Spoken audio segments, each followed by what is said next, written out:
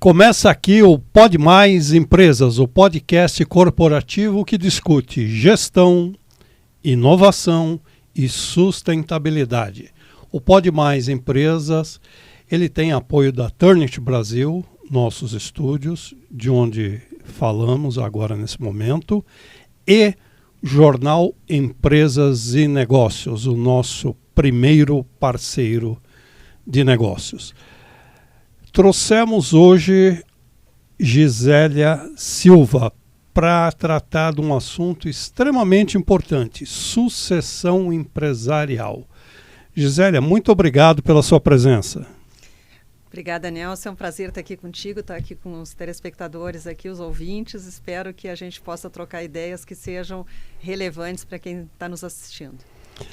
A Gisélia ela tem uma longa experiência em conselhos de administração, tem um curso de formação da Harvard Business School, ela entende muito de governança, trafega já há algum tempo pela área jurídica, é advogada, conhecedora de mercado de capitais e também tem trabalhos muito focados junto a pequenas e médias empresas, não é isso? Isso. Você acaba fazendo várias coisas sem se importar muito com o segmento, me parece, né? Sim. Na verdade, Nelson, quando eu atuei, né, por mais de 20 anos como executiva, eu atuava numa empresa, numa grande empresa. Quando eu passei a ser consultora, né, que eu deixei essa grande empresa, eu descobri que o grande universo brasileiro é das pequenas e das médias empresas, né? Tanto é que, se nós tomarmos o mundo, não precisa nem ser o Brasil como referência, 2/3 das empresas no mundo, elas são empresas familiares. E no Brasil é tão relevante que elas representam 60% do PIB brasileiro e 75% da mão de obra. Extraordinariamente representativa, né? Muito representativo, assim, o impacto que essas empresas geram na economia, né, e no desenvolvimento do país. Então é fantástico poder trabalhar junto com pequenas e médias empresas. Que legal. Vamos falar um pouquinho de sucessão empresarial. Quando é que se dá o start? Qual é o momento de se abrir a discussão, de se iniciar um processo? Nelson, tem duas respostas para essa pergunta. Qual é o momento certo e quando que muitas vezes as empresas começam? Né? Na grande maioria das vezes, o que a gente vê é que as empresas começam a cuidar, a pensar em sucessão, ou porque o familiar está doente, né? Não consegue mais ficar à frente do negócio, o empreendedor, o fundador não tem mais essa condição, ou quando ele está imaginando que os filhos serão seus sucessores e os filhos não querem mais ser os sucessores, né? Porque isso acontece muito hoje. E acontece, né? Eu escrevi, na verdade, né, uma matéria recentemente sobre o mundo do agronegócio e eu fiquei assim espantado, porque não é uma realidade com a qual eu convivo e muitos fundadores assim tremendamente chateados porque vão ter que passar o negócio adiante, porque os filhos nascem no campo, mas vêm para a cidade, vão ter outras atividades, enfim, com toda a pujança que o setor do agronegócio tem no país. Né? E se tu pensando em agro, né? Exemplo, pensando em agro. Se nós pensarmos antigamente como é que funcionava, né? O filho já se criava dentro da fazenda, ele já acompanhava o pai, né? Ao longo o filho do fazendeiro já nascia fazendeiro. Já nascia fazendeiro, já fazia parte daquilo ali, aquilo era a vida dele. Isso, há bastante tempo, já não é mais verdade. Hoje, né, o que os pais querem? Os pais querem que os filhos estudem, que os filhos se formem, que tenham um diploma, e muitas vezes isso envolve o filho sair, né, da família e estudar numa outra cidade e muitas vezes num outro país. E ao fazer isso, né, abrem-se outros horizontes para ele, além daquele que é o horizonte que ele conhecia até então, que era da empresa familiar. Vamos pensar no seguinte, essa questão da característica da empresa familiar é uma marca das empresas europeias, não é isso? Das empresas europeias, sim. Por quê? Por que a gente está falando que é mais das empresas europeias? Porque nos Estados Unidos, Nelson, o que acontece? Qualquer pessoa seja um professor, um bombeiro, um pedreiro, qualquer profissão lá, eles não têm, não existe fundo de garantia, não existe nenhuma proteção para eles quando eles se aposentam. Então, o mercado de capitais lá é um mercado que a gente chama de pulverizado, ou seja, todo americano classe média já ele investe, né? Ele investe lá. Então, o que acontece? A gente tem compra de ações vão ser aposentadoria, isso, né? Isso. Então, as pessoas, o americano, normalmente, ele faz parte, né? Ele faz a sua poupança para aposentadoria através do mercado de capitais. Então, as empresas têm muitos acionistas, né? Característica de empresa brasileira e latino-americana, não diria só. Se a gente olhar no México, se a gente olhar na Argentina, muitas empresas familiares, ou seja, famílias que tinham, né, dinheiro e que a herança já veio de berço, como a gente chama. Uhum. Né? Então, existe muito, assim, empresa familiar. Algumas, elas crescem muito, né? Crescem muito, viram grandes empresas, e outras permanecem pequenas e médias, porém com um poder muito grande, né, de participação e de contribuição. A gente fala tanto em ESG hoje, não tem como falar em Sem ESG dúvida. sem falar em empresa familiar, né? Porque o que elas contribuem para a economia de uma cidade, do município, né, um estado, de um país é muito grande. Então tem que ter um tratamento especial para elas. O fato da empresa ter a característica de uma empresa familiar facilita ou atrapalha no processo sucessório? Às vezes, quando começou a pergunta, eu ia dizer, olha, o fato de ser uma empresa familiar muitas vezes pode facilitar o desenvolvimento do negócio, mas em relação à sucessão propriamente dita, Nelson, infelizmente o que a gente vê é que às vezes dificulta. Tá? Digamos que eu resolvi me associar, eu sou tua sócia, nós vamos abrir uma empresa. Possivelmente a gente vai fazer um contrato, e nesse contrato está escrito, ó, Gisélia, se tu quiser sair do negócio, eu tenho preferência para adquirir a ação, se eu quiser, eu tenho preferência, e nós vamos estabelecer as regras ali de como vai continuar essa empresa se um dos sócios... Normalmente é assim, né? Somos nós, tá no contrato quem são os sócios. Na empresa familiar, não. A empresa familiar tem um ou mais de um investidor, né? E se a empresa dá certo, e olha, empresa familiar que der certo é uma minoria, por quê? Porque tem várias pesquisas, várias fontes. Por exemplo, existe uma universidade St. Gallen, tá? Que é uma universidade que pesquisa muito, ela é especializada em empresas familiares, e ela diz que somente 3%, olha só, 3% das empresas familiares chegam na quarta geração. Então, por esse simples dado matemático, a gente já sabe que não é uma coisa fácil. Tende a desaparecer a figura da empresa familiar num país como o Brasil, por exemplo? Num país como o Brasil, e aí não é especificamente do Brasil, né? Por que acaba que tão poucas empresas fazem 100 anos? Porque as variáveis que estão ao longo desse processo, elas são muitas. Então, hoje, para quem tem filhos, né, sabe que antigamente o filho ou ia ser advogado, ou ia ser médico, ou ia ser engenheiro. Ele, né, já estava definido que para ser bem sucedido na vida ele tinha que ser se fosse menina, tinha que aprender a tocar piano. Né? Isso aí. Hoje em dia não existe mais. Então não adianta você imaginar que o seu filho vai ser o diretor-presidente daquela empresa no futuro, porque ele pode ter outros planos. E mesmo que ele não tenha outros planos, a mulher dele pode ter outros planos. E se não for a mulher dele, os filhos deles podem ter outros planos, querem morar num outro país. Então, isso não é mais a sucessão de pai para filho, não é uma coisa que a gente pode ter como certa hoje. Tá? Então, isso é o primeiro ponto.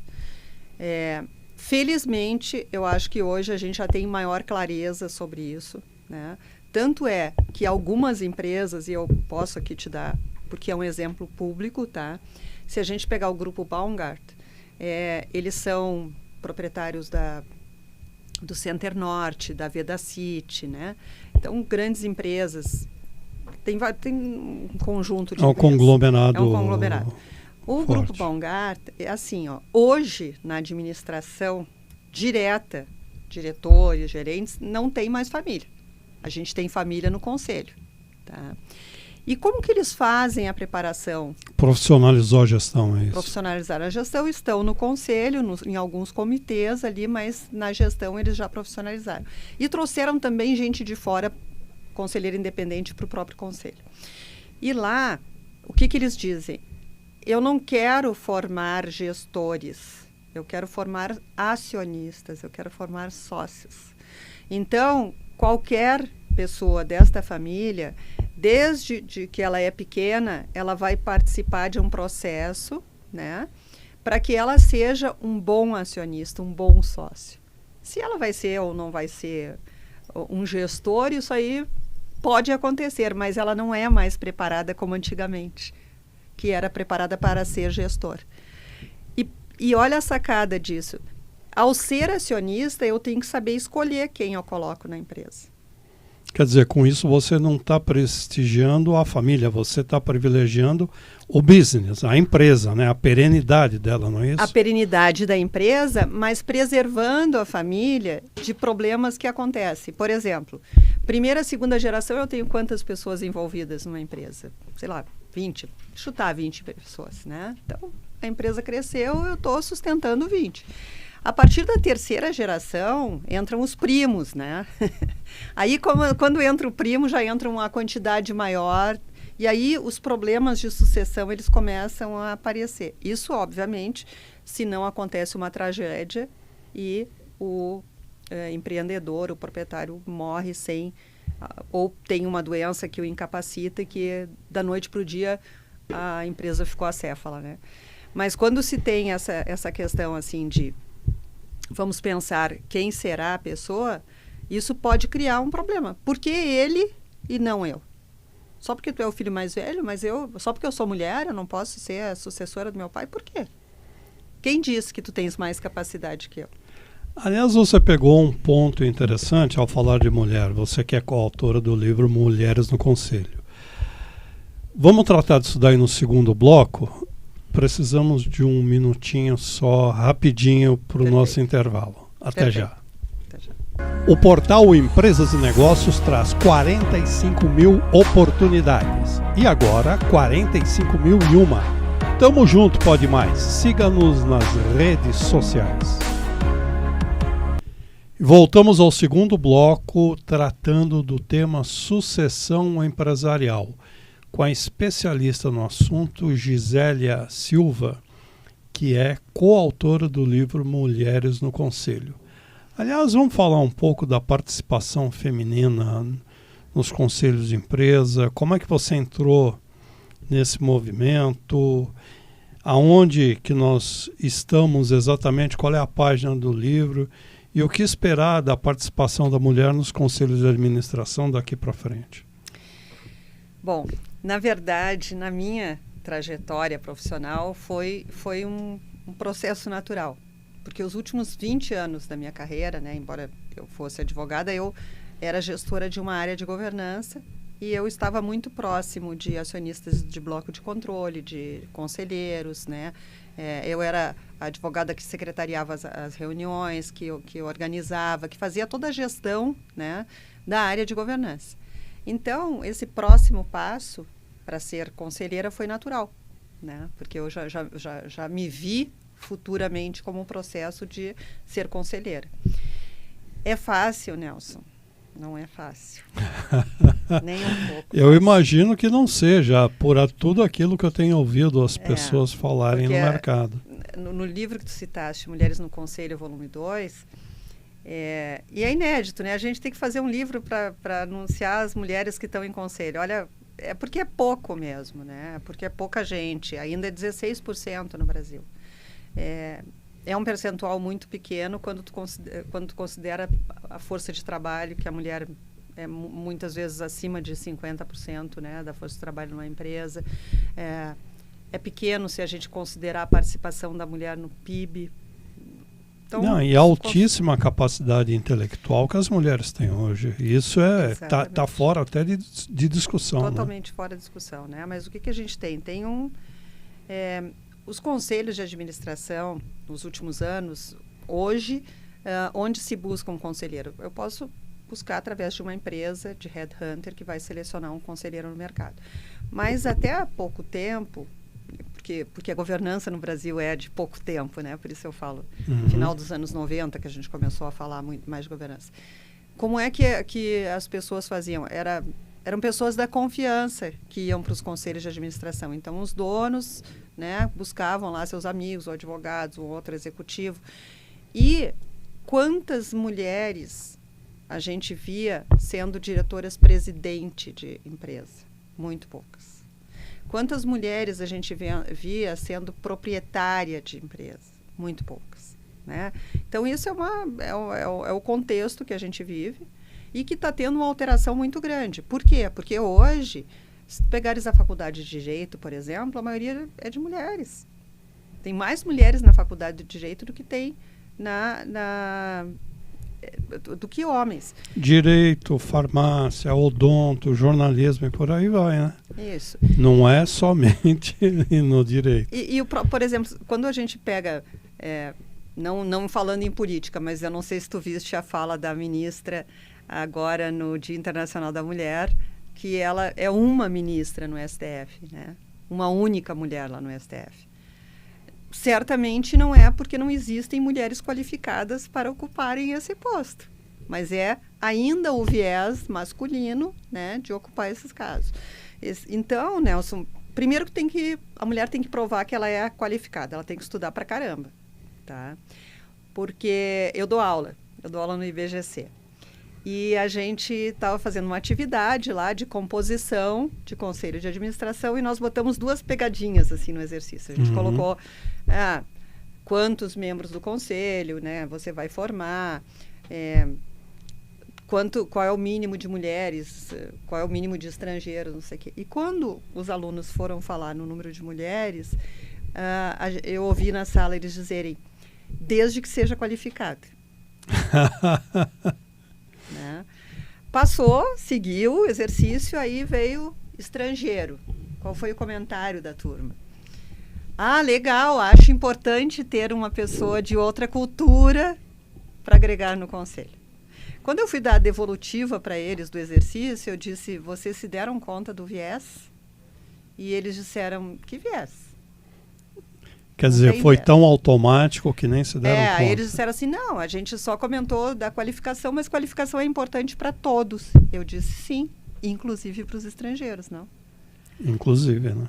Então é tão automático, né, que a gente ainda tem um ambiente que é majoritariamente masculino. E eu conto essa história assim, virou hilária essa história, né? Mas quando eu comecei a atuar em conselhos de administração, eu era a única mulher, todos os demais eram homens. E eu decidi fazer um curso de comunicação porque eu pensei que eu era prolixa ao me comunicar. Eu achei que eu não conseguia expressar com clareza as minhas ideias. Por quê que aconteceu isso comigo? E acontece, hoje eu sei que acontece com um monte de mulheres. A gente fala alguma coisa e ninguém comenta nada. Aí 5, 10 minutos depois um homem fala a mesma coisa com outras palavras e alguém diz, boa ideia. Então, nesse curso de comunicação que eu fui fazer, o que ela me disse? Olha, isso não é um problema teu de comunicação, isso é um problema de comunicação, né? A comunicação, e às vezes é tão natural para a pessoa não prestar atenção naquilo, então como que a gente vai mudar isso? E aí ela me disse o seguinte, olha, quando isso acontecer, faz o seguinte, quando a outra pessoa falar, tu falas. Diz assim, que bom que tu concordas com a minha ideia. Ou que bom que pensamos da mesma maneira. Ou seja, começa a pontuar. Quer dizer, às vezes o preconceito está tão embotado, né, que a gente nem que a pessoa se apropria da ideia e acha aquilo natural, né? É natural. Assim como aquilo que você estava falando, num caso de sucessão familiar, dentro de uma determinada família, a mulher ela vai ter menos força na discussão do processo. Isso Ainda eu acho que acontece bastante. Eu assisti uma entrevista não estou fazendo propaganda do Magazine Luiza, mas eu ouvi a Luiza Trajano na Bolsa de Valores, tá? Quando veio uma pessoa de fora que está fazendo uma campanha em todas as bolsas de valores do mundo, batendo o sino no dia 8 de março, que é o Dia Internacional da Mulher, e falando por que das cotas, né? Cota feminina. E a gente, como brasileiro, a gente detesta a cota. A gente odeia... Só falar a palavra cota, a gente já é contra, né? E eu era contra a cota. Nunca gostei de cota. Por quê? Porque eu, como mulher, pensava assim, que absurdo que eu preciso de uma cota para chegar lá. Não preciso de uma cota. Né? Eu tendo capacidade é o suficiente, né? Só que os estudos demonstram, tá, que a cultura ela não muda na velocidade necessária para que as mudanças sociais aconteçam. Então, levariam 80 anos para a gente ter uma certa paridade de mulheres em conselho. Nossa. Tanto é que o grupo, que é um grupo liderado pela Luiza Trajano, que se chama Mulheres do Brasil, tem diversas mulheres lá, elas têm um subcomitê, então tem vários subcomitês ali, né, que tratam de diferentes assuntos, e tem um subcomitê que chama 80 em 8. Ou seja, vamos fazer 80 anos em 8. E aí a gente voluntariamente... Gostei do slogan. Remete àquela questão do JK. E a gente voluntariamente, a gente faz mentoria para mulheres que estão entrando ou que querem ascender para um cargo de gerente, para um cargo de conselheira. A gente faz isso voluntariamente. Em outros países, como é que funciona essa questão, voltando à questão da sucessão? Tem o mesmo problema com as questão mulheres? De mulheres? Alguns países, por exemplo, Noruega estabeleceu uma cota. Eu acho que foi o primeiro país. No mínimo 30% de mulheres em conselho. A União Europeia, tá, publicou, não lembro agora se foi 2023 ou 2022, mas publicou uma diretriz lá de que vai ter também uma cota mínima, né, para mulheres em conselho. Na Austrália, como é que eles fazem? Não tem a cota, mas tem um incentivo dos institutos de conselheiro de administração, tem todo um trabalho governamental. Vamos estabelecer metas para que a gente não precise da cota. Né? Vamos nós voluntariamente aumentarmos esse número. Então, as empresas informam, tem parceria de bolsa, enfim, todo mundo trabalhando no sentido de aumentar voluntariamente esse número sem ter que ser uma imposição de legislação, de regulação. Cada um trabalha de uma maneira diferente. Né? Então, e no Brasil a gente não tem a cota, mas tem diversos movimentos assim que estão... tem um projeto de lei, né? No Brasil existe um projeto de lei que estabelece... Está, né, se discutindo, já está se abrindo a discussão, né? Sim. Você acha sim. que vai demorar para a gente atingir um nível ideal aqui no país? Eu sou otimista, então eu acho que a gente está caminhando. Porque, né, certas discussões já avançaram bastante, né? Sim. Por exemplo, se a gente pegar empresas familiares, tá, o que acontece algumas vezes? Na empresa familiar, se coloca as filhas. Tem que ter mulher no conselho, então vamos colocar, chama lá a filha. Não importa se a filha quer ou não quer ser conselheira, mas colocam para ter a mulher ali, entendeu? Ou então buscam pessoas não para compor número. Eu acho que isso é uma dificuldade que a gente tem no Brasil aqui. Muitas vezes é o que a gente chama de governança para inglês ver, né? Tem que ter mulher no conselho? Vai dar um pontinho lá no índice de sustentabilidade da Bolsa, então vamos chamar uma mulher aqui, né? E coloca lá, mas ainda a cultura de integração da mulher no grupo, né? A valorização, isso que eu acho que a gente está andando. E eu acho que a gente está andando uma velocidade... É pouco tempo, isso é muito recente. Então, eu acho que a gente está andando, sim, está evoluindo. E você faz parte desse processo também, né? Mas, obviamente, que eu gostaria que tivesse, né, que já um fosse número mais maior natural, de mulheres, né, para que a gente ainda não tivesse que escrever livros para provar para o mercado que tem mulher competente. Cada uma contando a sua história. Porque, deixa eu ver que ano, 2016, 2017, a Escola de Negócios Sampo, ela criou um curso de formação somente para mulheres. formação de conselheiras de administração. Por que ela teve essa sacada que foi ótima? Porque na época diziam que não tinha mulher suficiente no mercado para preencher os cargos em conselho se houvesse uma cota naquele momento. O que a Sampo fez? Viu um nicho de mercado, criou uma turma de mulheres. Eu acho que hoje deve estar na 13ª turma já de mulheres. Para tu ver que tem mulher, né? É uma questão cultural, né? Toda mudança cultural, ela não acontece. É como lei, né? A lei vai mudar só depois que a gente já tem certeza que precisa daquela mudança, porque a sociedade já evoluiu. Né? Então, nesse sentido, também eu acho que a participação feminina, ela evoluiu sim, evoluiu bastante, mas tem algumas questões ainda de melhor funcionamento dos grupos, né? De uma melhor aceitação. Ok. Queria voltar à questão da estruturação da sucessão. Como é que se dá o processo passo a passo? Depende de quando se começa, né? Então, se a gente pegar, vou voltar a fazer referência do Grupo Baumgarten. Como que eles começam a preparar? Eles começam desde a infância. As próprias crianças, elas já têm uma participação, eles têm um portal interno de acionistas lá, e tem, por exemplo, joguinhos de interação, né, que mostram locais, coisas da empresa. Tem um álbum de figurinhas de pessoas da família. Então, a criança, na linguagem que é a linguagem acessível para ela já está se sentindo parte.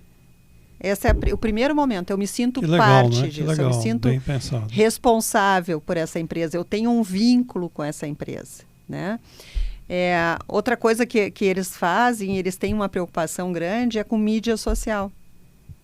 Porque uma pessoa da família, né, que tiver uma exposição na mídia pode influenciar na reputação da companhia. Então, eles também têm todo um treinamento. Começa assim. Nós fizemos uma viagem de estudos para a Alemanha, acho que foi em 2015, se não me engano, 13 ou 15. E na Alemanha, não tem muitas empresas de capital aberto. Por quê? Porque muitos bancos participam das empresas como acionistas. Então, eles não precisam do mercado de capitais para captar recursos. Os bancos já estão ali dentro, participam. E tem muitas empresas centenárias na Alemanha, né? Muitas empresas. Então, nós fomos fazer visita para algumas dessas empresas. Quando você entra na sede da empresa, você já tem na parede, por exemplo, uma árvore genealógica de toda a família, lá mostrando desde o sucessor. Aí eles têm... Quer dizer, aquele orgulho de pertencimento. Orgulho de pertencer. Também eles envolvem os jovens. Toda menina da família, quando ela faz 15 anos, ela recebe um anel com o brasão da família. Né? Eles têm um museu onde mostra os carros, os primeiros carros que foram usados na empresa, documentos da família, fotos da família. Então, aquilo é cultivado a partir da infância, né? O pertencimento dentro da organização. Aquelas empresas que não têm isso como, né, parte do desenvolvimento, do crescimento delas, muitas vezes começam a partir de uma crise. Né? Por alguma razão. Então, por exemplo, o filho que era o CEO não quer mais ser CEO. Decidiu que vai mudar para os Estados Unidos porque os filhos querem fazer faculdade lá e ele quer ficar perto dos filhos. Ou morre num acidente, que pode acontecer também. Né? Isso é uma coisa bem trágica. É uma fatalidade, assim, mas que acontece. Que é um risco do negócio, né? E, eu não sei, também é público, né? Está no jornal, acho que a gente pode comentar aqui as casas pernambucanas. Né? As casas pernambucanas têm uma herdeira. E essa herdeira, ela está acamada há alguns anos. Então, ela é a maior acionista de casas pernambucanas, só que ela está impossibilitada. Existe uma disputa lá por herança, que é outro assunto, mas ela é uma grande acionista da companhia. A companhia desenvolveu uma série de estruturas de governança, mas certamente isso é uma coisa que restringe talvez alguns movimentos na empresa. Você não acha que esse assunto sucessão ele está ainda muito fechado, circunscrito a algumas empresas? Ele não deveria de ser um pouco mais aberto em universidades, em fóruns de debate sobre governança? Então, É uma coisa que eu não vejo. Eu frequento o mercado de capitais e mercado financeiro já há algum tempo, mas eu não me lembro de ter visto uma discussão aberta. deixa eu te fazer uma pergunta. Quando tu tá naquela conversa de botequim com teus amigos, quantas vezes tu fala da finitude? Pois é. Falar de sucessão, por um lado, se fala de finitude, né? Uma empresa familiar. Então, isso é complicado. Fala da finitude daquela pessoa que criou tudo aquilo, que foi quem teve a ideia, que trata como um filho único. É um filho, né? Muitos empresários têm, a empresa ocupou, inclusive, um espaço maior na vida deles do que a própria família. Então, já tem esse apego, né? Isso é uma questão. Sim, exemplos existem muitos, né? Outra questão é quando passa para a segunda geração, a pessoa que é escolhida para ser o sucessor, como faz essa escolha? Isso é um outro passo da sucessão.